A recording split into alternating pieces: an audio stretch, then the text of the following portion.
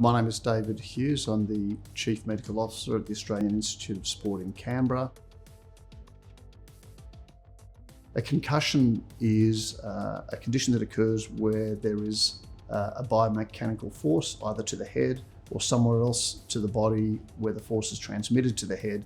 It's really important that all Australians have an awareness of the potential for concussion in sport, occurring obviously not just in the organised sports setting. I mean, we know that 75% of concussions that occur in children are not related to organised sporting activity. They're related to, bike riding, falling off the swings, falling off the monkey bars, etc. The symptoms and signs of concussion can be quite subtle. Sometimes it's as simple as someone not being able to concentrate, someone not being quite themselves, feeling like they're in a fog, feeling slightly dizzy, or feeling a bit unsure of where they are or feeling confused. And those sort of symptoms are not always obvious on the field of play. When someone has suffered a concussion, it's really important that everyone is aware of potential red flags. These include neck pain or neck tenderness, blurred vision, nausea or vomiting, numbness or tingling or weakness in any of the limbs, deteriorating level of consciousness. All of these are indications that someone should be moved immediately and safely from wherever they are to a medical facility such as an emergency department where they can be appropriately assessed. For non-healthcare practitioners, there is the concussion recognition tool, which outlines the sort of signs that might raise suspicion of a concussion.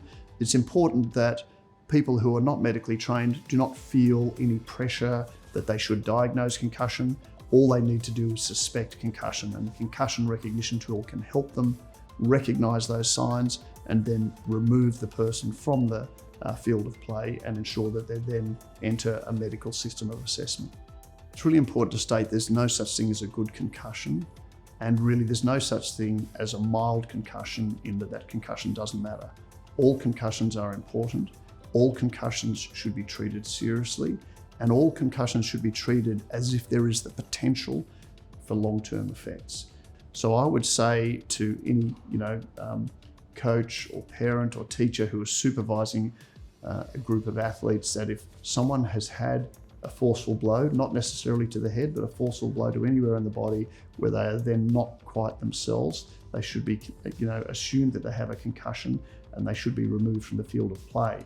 Ensure they don't return the same day, ensure that they're supervised, and then they should see a healthcare practitioner at the earliest possible time and not return to contact or collision activities until they've been cleared to do so by a healthcare practitioner.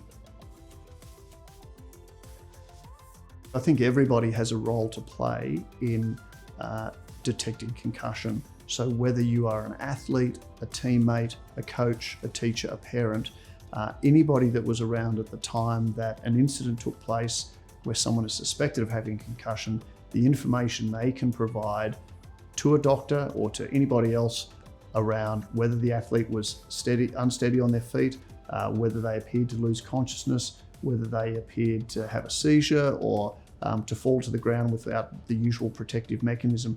All of those aspects can be enormously useful information. With children aged 18 years and under, there is good research evidence to show that they take longer to recover. So the AIS and the ASC believe that they should be given longer to recover. For that reason, this position statement outlines that children aged 18 and under should be symptom-free for 14 days. Certainly in children, they should return to learning activities as a priority over returning to physical activity. The message that we really want to get through to children and adolescents and young adults is it's okay to say you're not okay.